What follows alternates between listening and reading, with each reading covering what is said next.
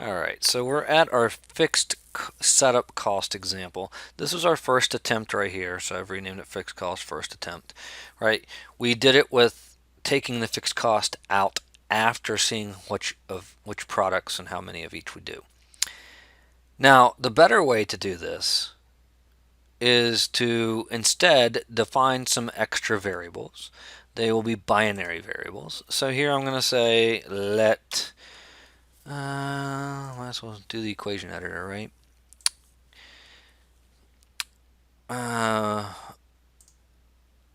We'll call it y sub 1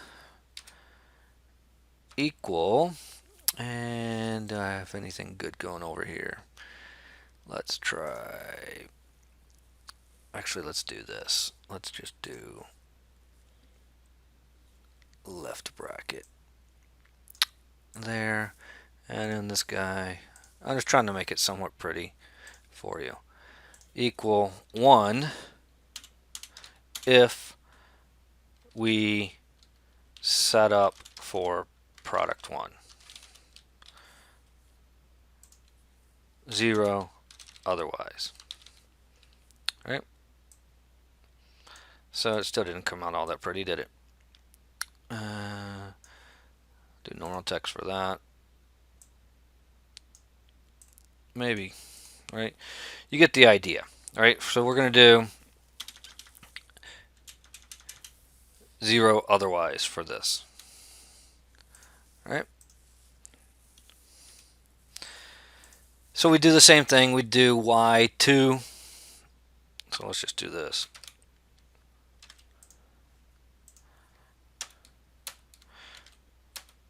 And y3.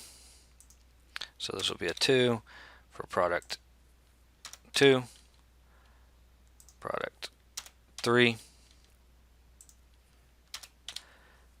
So now we have something that we can turn on or off. So if we decide to set up for product 1, then what we can do is in the objective function, put in the cost associated with that, so that if it's a 1, we will incur the cost for product 1 would be subtract $400 out. This was $550 and this was $600 for product 3. So we can do that. That helps us with the objective function. So let's go back, and I've copied this over. I've deleted this other thing off on the side. And here I'm going to insert 3 more. Setup. I'm going to do slightly different in Excel because I have a little more room. Setup 1, setup 2, setup 3.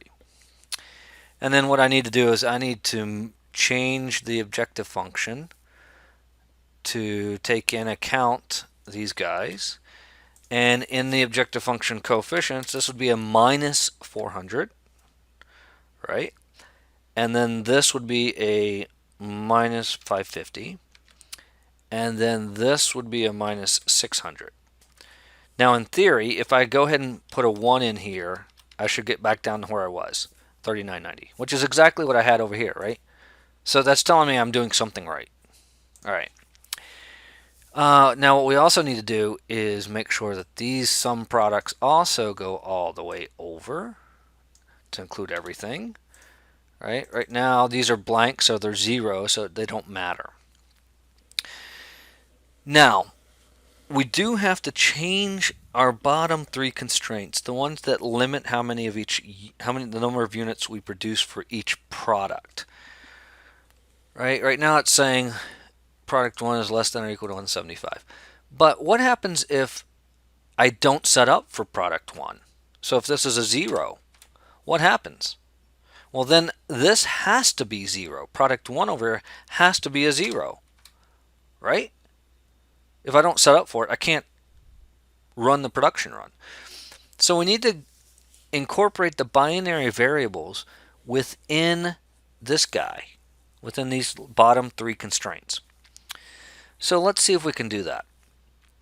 Let's go down here, and let's say so product 1, let's call it P1. get real original here. P1, the number of units I produce for product 1, is less than or equal to 175 times whether or not I set it up, times the y1. So this is saying if I set it up, y equals 1, then I can produce, I don't have to produce any, but it'd be silly to set it up and not produce any. I just have to stay under 175 times 1, 175. If y1 is 0, then I cannot produce any of product 1. So when I rearrange this, it will say, let's just do it. I'll insert another equation, and this will be P1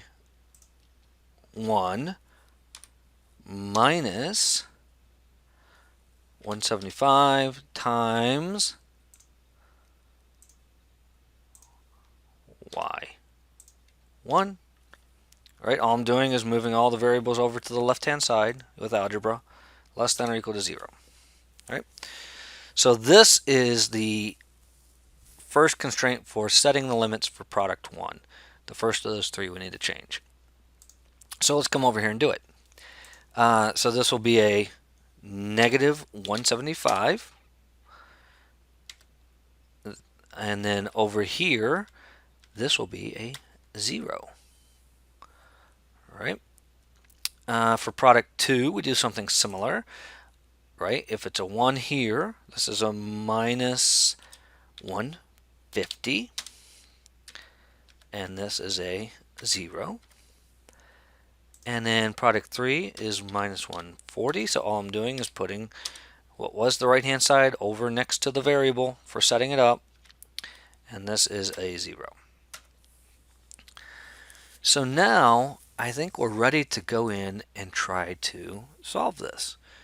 So let me get rid of this. I like starting at 0. Go into data, solver. My objective function is J2. By changing those cells, subject to, and everything is still less than or equal to, right? Did it move it to the right spot when I insert it? H6, yes, H is the left-hand side. J6 through J11 is the right-hand side. So that's good. We need to add the binary restrictions. So I click Add. Cell reference, point to the binary variables, the ones I've in E, F, and G, which I've called setup 1, setup 2, setup 3. Pick bin and click OK. Now here's something we didn't do that we should have. Binary constraint cell reference must include only variable cells. So we know what that means. Click OK, click Cancel.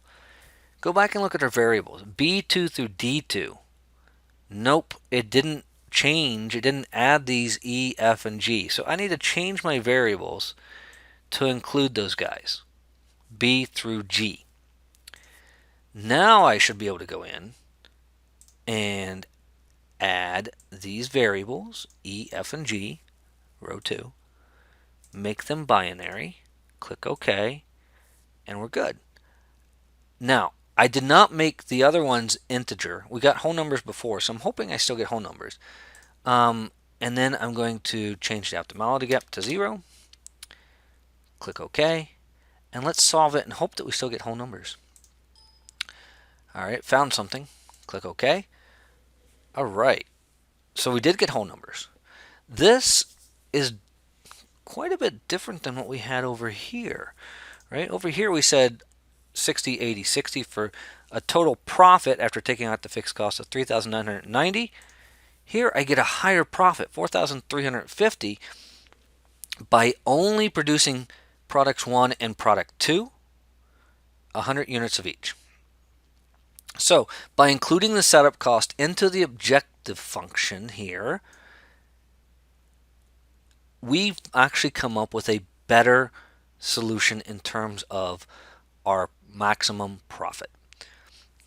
So this is the proper way to use setup costs that are fixed for different products, is to add these binary variables, one for each product, one for each setup, include in the objective function the setup cost, and then if there's a maximum amount for each, we would include that part as the variable, or in the constraint, where we put the right hand side over here where it's multiplied times the variable. So notice we do not set up for product 3, so we don't have any in product 3. We set up for 1, we have 100. We set up for 2, we have 100. So this is the proper way to handle fixed setup cost using binary variables.